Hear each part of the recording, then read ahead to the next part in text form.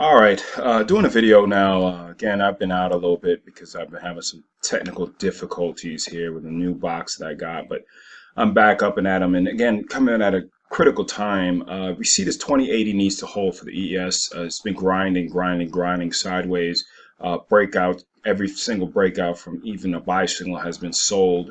You saw the volume yesterday was very weak. So again, we have to see that follow through. But again, it breaks this 2080 and it's going to go down very quickly. So again, I would definitely make sure that I am looking at being in cash if you're not comfortable with trading in this environment.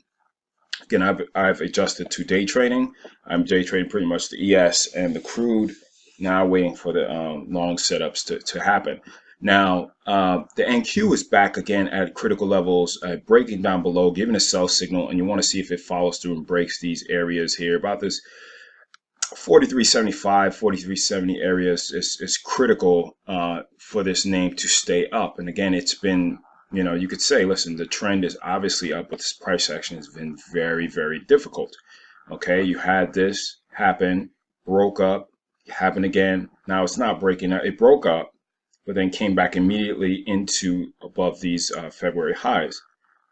So February, March highs. So you just have to be cautious and make sure that you don't completely ignore things, because that's definitely not the way that this thing should happen. And again, the Dow is going to do what the Dow does, and it's very choppy action, which means that swing trading is very difficult. And even day trading, you have to be very nimble. Because again, people say, oh, volatility leads to great day trading. Well, to a point, volatility can mean it's choppy, and choppy, you just want to trade the trend and continue with it. IWM, we see that it is breaking down. So again, it broke down from what we said, broke down this pendant, came back in it, rolled back down. Now it's giving up. We gave a 1 bar, basically 2 bar pullback and breaking down below. So it needs to recapture this 125 to 126 level at minimum to be anything. Again, the invisible hand, which I say is the Fed, can come out of nowhere, and it's come back before, but we just need to be very cautious regarding here. Apple, again, the price action is very bad. So again, you see the price action here. I said, listen, we have a clean break, and it never gave the pullback to, again, it's just a 1 bar pullback. Excuse me. From the earnings is 1, 2, 3 bars, gave 1, and then immediately flushed back down, closing near the low. So again, if it doesn't hold this 124 area, I would be very cautious regarding this name, because you do not have the earnings pop like right here. So again, it popped up, gapped up to 134, 135 area, and immediately gave it all back. So again, this is a Dow name now, and you need to treat it accordingly. It is not a NASDAQ name. Amazon, again, you cannot say, is this bullish or bearish? You say, listen, the underlying tone has to be to the bull side. But again, this is a pullback that they might be able to shake some people out if it closes below this candle right here.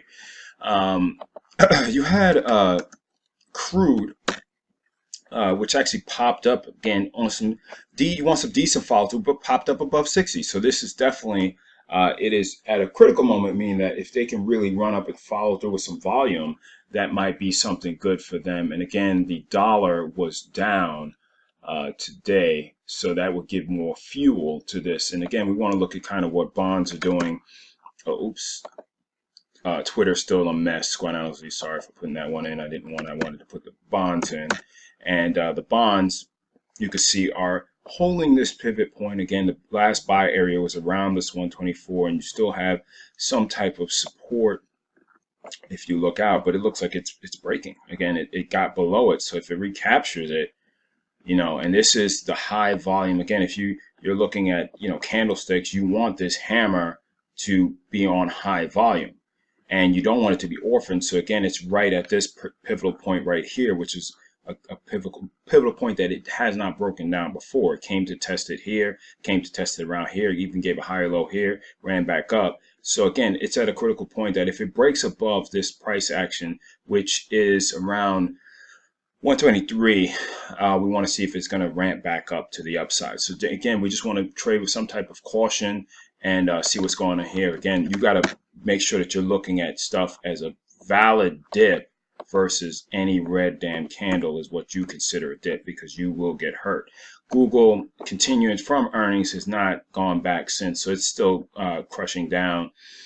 And you kind of just play it from there. Again, you will look for another setup and kind of go from there. But this one is at a critical level because, again, it's still below these lows. You see these, what is past support is now resistance, and it's tested third time and then continue to the downside. Now, if it breaks these key levels right here, then we have some trouble going. So again, cash is a position if you don't feel comfortable. I always say that because, again, this has been some really grinding times. But again, do not feel like the Fed is going to bail you out every single time. You have to trade accordingly because, again, don't think of yourself like a bank. They bail the banks out. They won't bail you out.